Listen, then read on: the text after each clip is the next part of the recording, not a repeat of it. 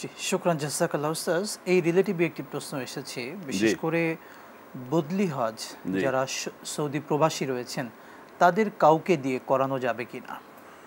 বদলি হজ করবেন যার পক্ষে আর যিনি করাবেন তাদের মধ্যে একটা ঘনিষ্ঠতা হওয়া একটা জরুরি বিষয় আছে।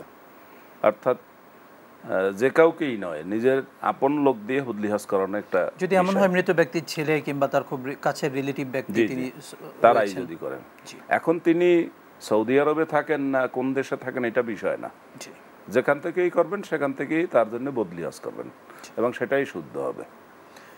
শুকরান জাযাকাল্লাহ উস্তাজ। আমরা গুরুত্বপূর্ণ দুটি প্রশ্ন পেয়েছি, সেই সাথে আরেকটি প্রশ্ন আমরা নিচ্ছি।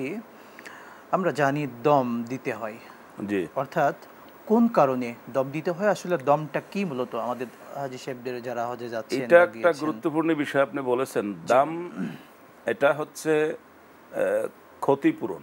জি, অর্থাৎ হাজী সাহেব তার যে হজের মধ্যে কতগুলো ওয়াজিব আমল রয়েছে, যেমন তাকে মুজদালেফায় অবস্থান করা, রাত্রে 10 তারিখে মুজদালেফায় তিনি থাকবেন, মিনায় জামারাতে পাথর মারবেন, এভাবে করে আরো কতগুলো ওয়াজিব তার রয়েছে।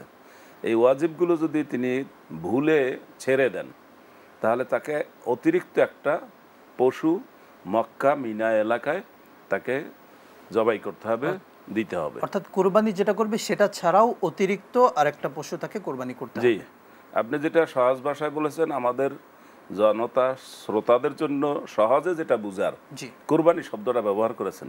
মূলত এখানে কুরবানি শব্দটা ব্যবহার করাই হলো একটা জটিলতা। কারণ যিনি হজ করেন তাকে একটা পশু জবাই দিতে হবে মক্কা মিনা এলাকায়। এটাকে কোরআনের ভাষায় বলা হয়েছে হাদি, এটাকে বলা হয়েছে হাদি। আর যিনি ত্রুটি করেন, যেটা আমরা একটু আগে বলেছি, যে কোনো ওয়াজিব যদি তার নষ্ট হয় তাহলে তিনি আরেকটা পশু মক্কা মিনা এলাকায় জবাই দিবেন, সেটার নাম হইল দাম।